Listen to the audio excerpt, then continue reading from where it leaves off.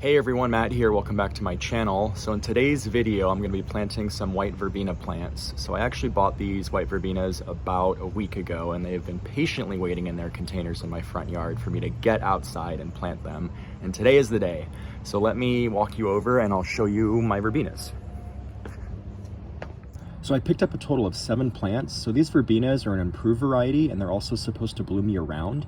So here in Central Florida, we actually grow them as perennials, and they are hardy in zones 8 through 11.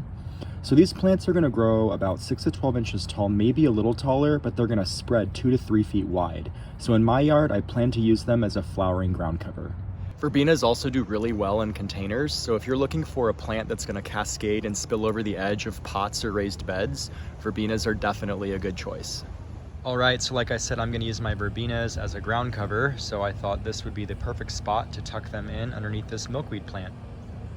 And speaking of that milkweed plant has been through the ringer this summer. So about 2.5 months ago, it was completely infested with milkweed beetles.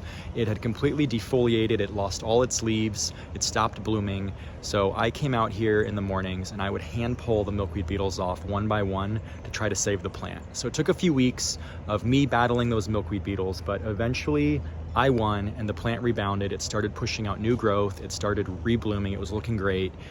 And about, I don't know, 3 or 4 weeks later, it got completely infested with aphids. So now I was dealing with a complete aphid infestation.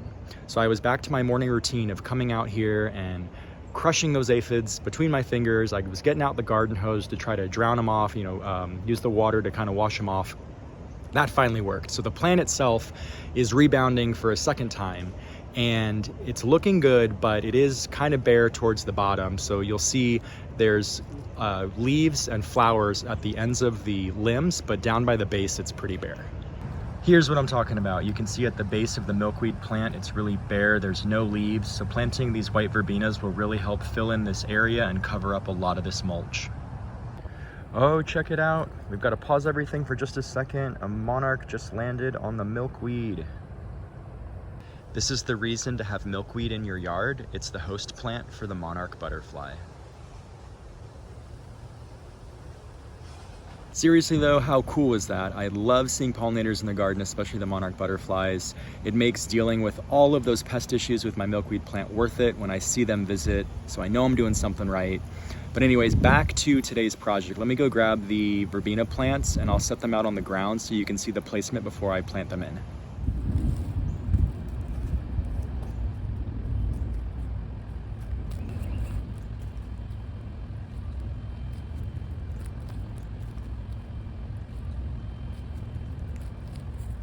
So really quick before I plant these in, I wanted to give you a closer look at the placement. So you can see that I've spaced these plants about 2 feet apart. I know when plants are this small, it's tempting to want to plant them much closer together to give the illusion of a fuller garden bed, but you should always plant plants based on their recommended spacing. So like I said earlier, these plants are going to grow to be about 2 to 3 feet wide. So I'm giving them enough room where they can mature to their full size, where they'll be touching one another, but they're not going to be competing with one another because they're not crowded out. And eventually, when these plants reach their full size, I'll have a beautiful blanket of white verbena blooms. So let me go grab my shovel and we'll get them planted in. All right, so I grabbed my shovel and I also grabbed my all-purpose fertilizer. So I'm gonna amend the soil with this granular fertilizer as I plant my verbenas.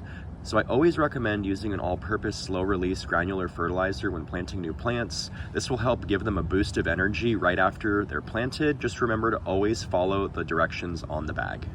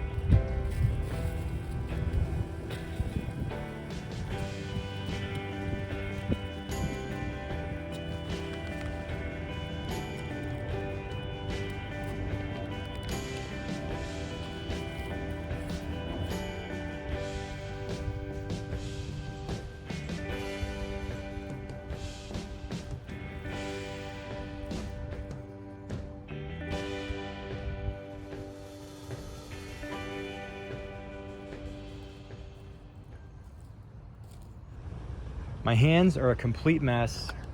I'm all covered in dirt, but my verbenas are all planted and watered in. I can't wait for them to fully grow to their mature size, and they're all gonna be connected, and it's gonna be this beautiful carpet of white blooms. And I'm also really happy to add yet another flowering perennial to my yard, perfect for all the pollinators. So that's a wrap with today's video. Thanks for hanging out with me today. I hope you enjoyed it. If you did, please give this video a thumbs up and consider subscribing to my channel. I greatly appreciate your support. And as always, I hope you have a great rest of your day, and I hope you find time to get out in your yard.